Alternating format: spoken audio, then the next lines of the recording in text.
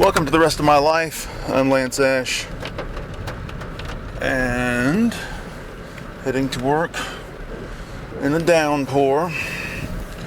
Not that cold, 51 degrees roughly speaking. Oh my God, I got a shingles shot on Friday, and my arm hurt all week. And I think I had some kind of reaction to it because I had like flu-ish symptoms.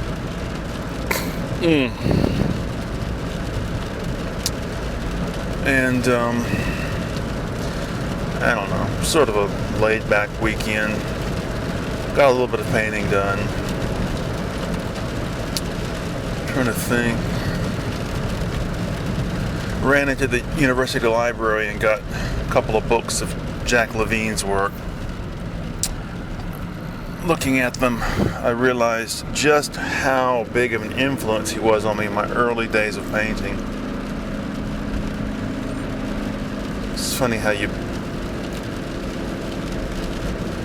have certain influences that stay with you forever and certain influences that dissipate over time. Anyway, we have some actual topics to go over. First topic, and I don't know why, I've probably gone over this before, but something about this last week, I was thinking about it while I was at work and it irked me once again. I want to state for the record that I do not believe that Woody Allen is guilty of child molestation. So there you go. I do believe that Mia Farrow is a brainwashing weirdo, vindictive brainwashing weirdo, and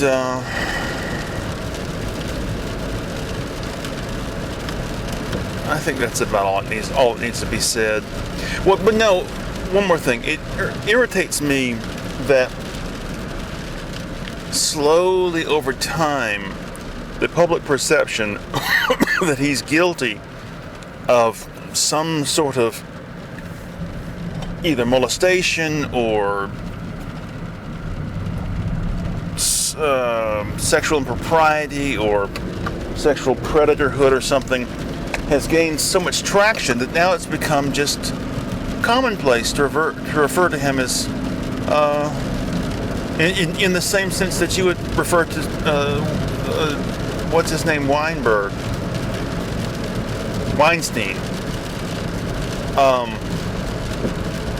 and I think that's wrong. Ooh, there. My wife told me there was a dead wild pig up here, and I just saw it. Ugh. Anyway, all right, that's about all I have to say about that. And that's number two. Also, last week I got to thinking about theoretical covers, meaning what covers would you like to hear some band do? And I had been listening to Rod Stewart's version of The First Cut is the Deepest, and then I listened to the original, the Cat Stevens version, and Rod Stewart's version is better. He omits some lyrics that are in the original, but it's a better version. So I thought, well, who else would you want to hear cover that? And I thought, well, Cheap Trick would do a great version of that. So that got me thinking about other bands that I would like to hear do covers. And I thought, well, what would you want to hear the Rolling Stones do? And I thought, would it be interesting if they did Back in Black? They'd never do it, though. The only covers they would do at this point are some really, really old song. Something that was hip when they were 20 years old. Which I think is a shame. But anyway. And, I was trying to think of something Paul McCartney could cover, and I was thinking, well, it'd be good to hear him do something by the Police, but I don't know which song. And no, I don't want to hear him do a duet with Sting of something. No, that's not on the cards.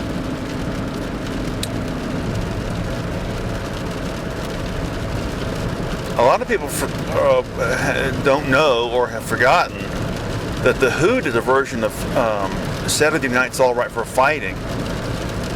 And to be honest, it is not as good as the original. The thrash band Flotsam and Jetsam did a version of that too. I used to have that record. Can't remember the name of the record. That was the band that Jason Newsted came out of. Huh. Well, he got a raw deal. But anyway, we wouldn't have gotten Death Magnetic if he hadn't been, what's the right word, gently ousted out of the band over the course of 20 years. All right, third topic.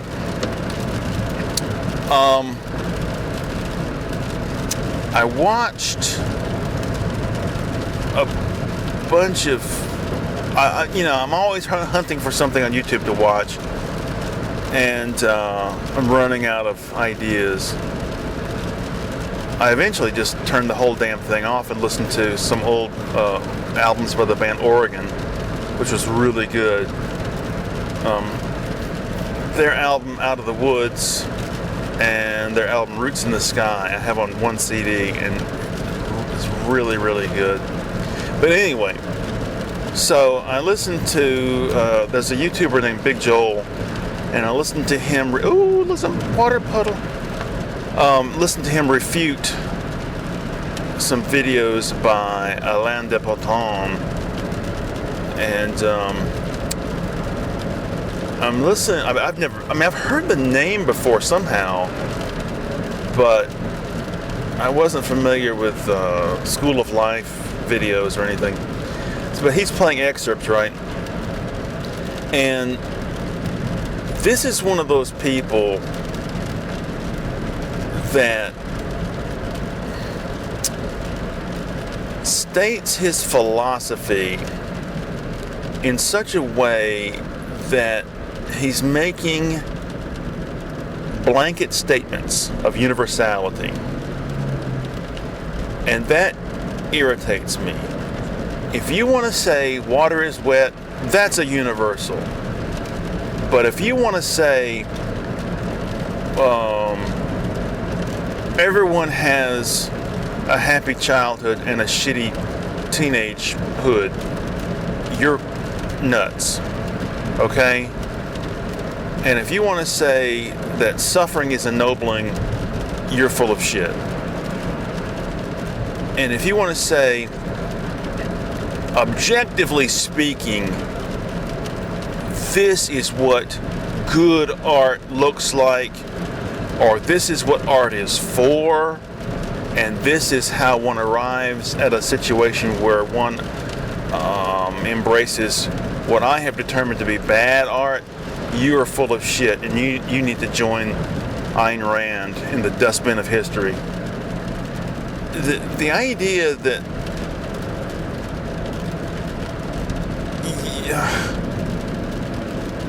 you know what constitutes the absolute final word on human psychology and human aesthetics, it's ludicrous. Oh, my stomach is so full of fluid right now. Just miserable. Ever since my seizure back in 2017, I was taking a bath when it happened, and I've been scared to take a bath since. So I took a bath this weekend because I guess as a result of the shingle shot, I was shivering. It was cold in the house. Anyway, so I decided to take a bath, and I haven't run a bath in so long that forgot how because our hot water heater runs out of hot water quickly. So anyway, I wanted the bath really hot, and I wound up getting the mixture wrong, and it ran out of hot water, so it was kind of warm, but not the way I want it. So I'm sitting there shivering. My wife was out doing something, and I thought, well, when she gets back, I'll tell her to boil some water and we'll dump it in here. But she never showed up, so I got out of the bath wet and naked and went in the kitchen and boiled a kettle of water. I'm standing there shivering, waiting for the kettle to boil. Finally it did. I go back in the bathroom, dump it in the water, get back in the bath, and it still wasn't enough. So I'm like, well, she's got to show up sometime. So eventually I'm sitting up in the bath with just my legs under the water, and I'm going, oh God, Jesus, I'm freezing. When is she going to get back in the water? Oh, it wasn't the experience I wanted. So anyway, I just felt kind of drag ass all weekend. Had a hard time sleeping. Oh, I took way too much ibuprofen this weekend. Tonight is my official night to take ibuprofen. I take it every other night, except on the weekends when I try not to take any. Supposed to take 2 tonight, but I don't know. I don't know if I should or not. I'm afraid of rotting out something internally.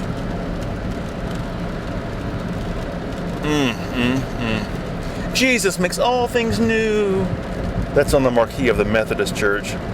What's this one say? There's another one. Oh, same thing. Unbelievable. Again, universality. I was looking at a little video about the current progress and current position of the James Webb Space Telescope. And of course, there are some people who have made comments about how you'll never be able to see the beginning of the universe because the Lord created it in 6 literal 24-hour days. Oh yeah, and here's another one. You liberals think that you know everything. It's gotten to the point where people automatically associate scientists with liberal, with atheist. Unbelievable.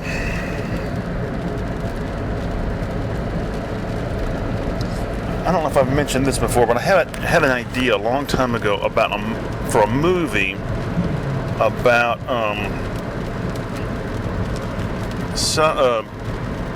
somehow, like in the future,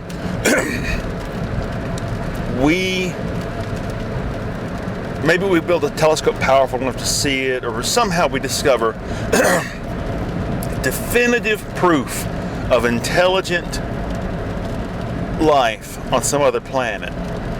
And rather than finally putting the last nail in the coffin of theism, no, the Christians start this worldwide movement that we must build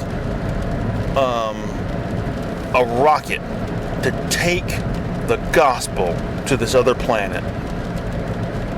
And they collect billions and billions of dollars for this project. These 7-legged creatures on this other planet, they need Jesus. Who knows how many uncounted billions of them have died over the millennia and went to hell. And maybe there's a counter movement within Christianity that says, no, they don't have souls. The Bible doesn't mention them. The gospel is only for humans.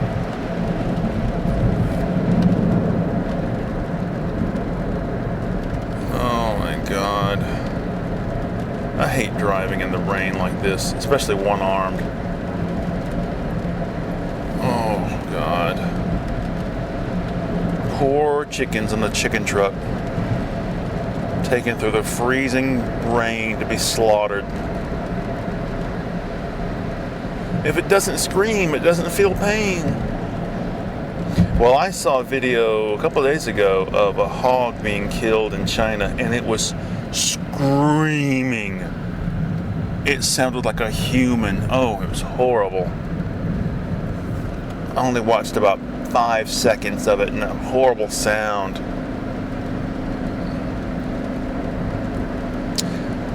Till Lindemann is in a video, or I'm sorry, he's in a commercial promoting some new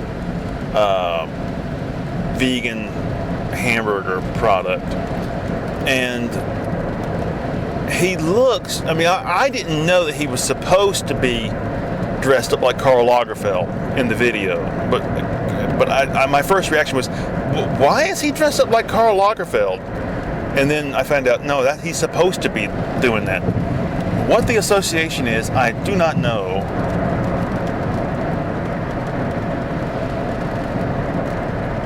Oh my God. But it's interesting.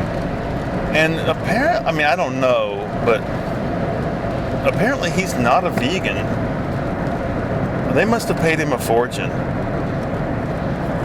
in German money. In America, a celebrity, a proportionately big enough celebrity in America would be paid a lot.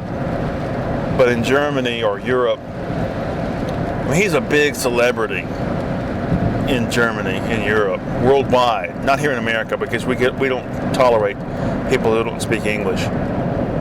But over there, I don't know how much they paid him. Even if he got 100,000 euros, that's nothing compared to what, say,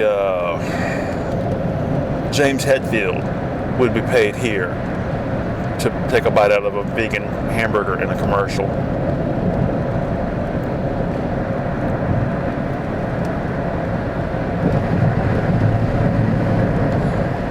Rammstein's new album is supposed to be out in the next couple of months. I can't wait to get it.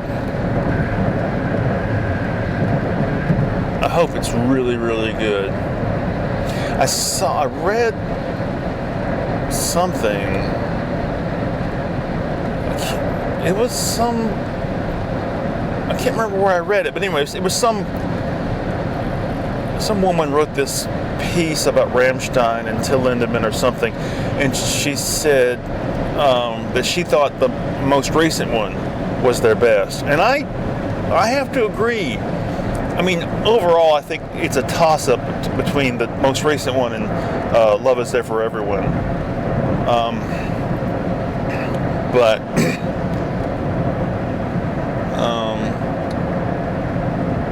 I really hope the new one surpasses even those.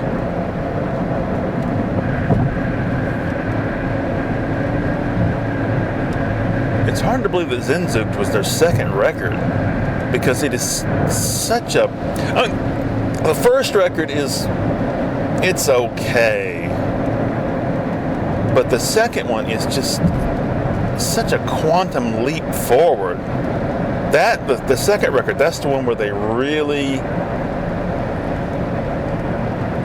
became who they are now. I guess in a large part their stage show is responsible for, I'd say, 65% of their popularity, their appeal. I don't know. I'm not a live music person. I just don't give a shit.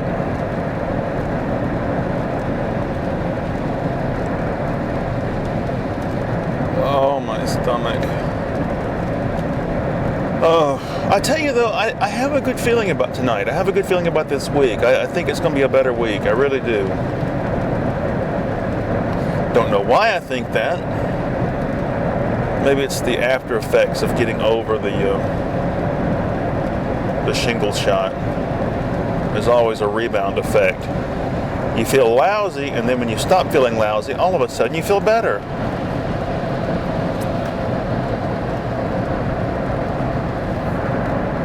I guess that's the suffering is ennobling philosophy.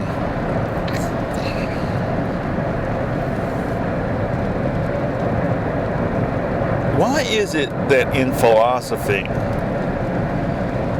the focus is, at the very least, as much on the philosopher himself as it is on his philosophy? And I think that's because we all secretly know that philosophy is a crock of shit as far as being a universal.